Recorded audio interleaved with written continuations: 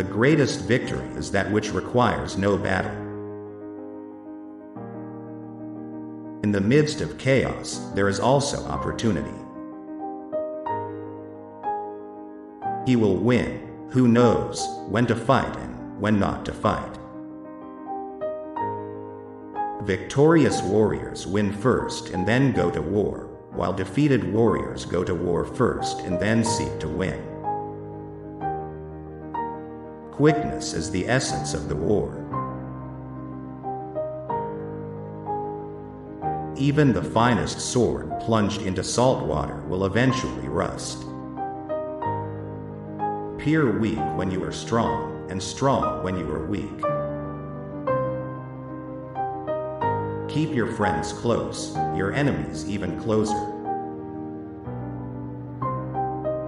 Victory comes from finding opportunities in problems.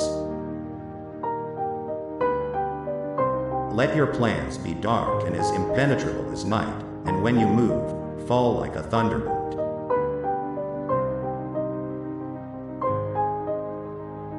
To know your enemy, you must become your enemy.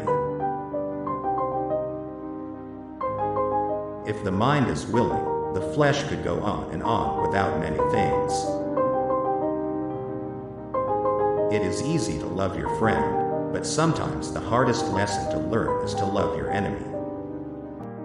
Great results can be achieved with small forces. Wheels of justice grind slow but grind fine. The line between disorder and order lies in logistics. Leadership is a matter of intelligence, trustworthiness, humaneness, courage, and sternness. A leader leads by example, not by force. The consummate leader cultivates the moral law and strictly adheres to method and discipline. Thus it is in his power to control success.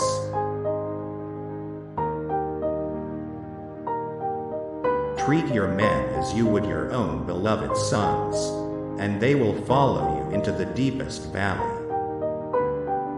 Attack is the secret of defense. Defense is the planning of an attack.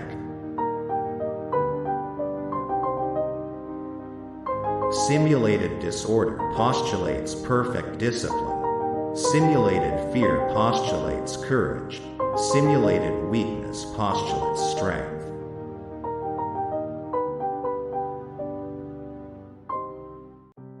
Plan for what is difficult while it is easy. Do what is great while it is small. Knowing the place and the time of the coming battle, we may concentrate from the greatest distances in order to fight. Walk in the path defined by rule, and accommodate yourself to the enemy until you can fight a decisive battle. If it is to your advantage, make a forward move. If not, stay where you are. One mark of a great soldier is that he fights on his own terms or fights not at all. He will win who, prepared himself, waits to take the enemy unprepared. Concentrate your energy and hoard your strength. The supreme art of war is to subdue the enemy without fighting. Sweat more during peace. Bleed less during war. Strategy without tactics is the slowest route to victory. Tactics without strategy is the noise before defeat. So in war, the way is to avoid what is strong and strike at what is weak. All wars are won or lost before they are ever fought. Who does not know the evils of war cannot appreciate its benefits. The good fighters of old first put themselves beyond the possibility of defeat, and then waited for an opportunity of defeating the enemy. When the enemy is relaxed, make them toil. When full, starve them. When settled, make them move. The opportunity of defeating the enemy is provided by the enemy himself.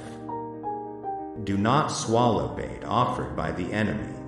Do not interfere with an army that is returning home.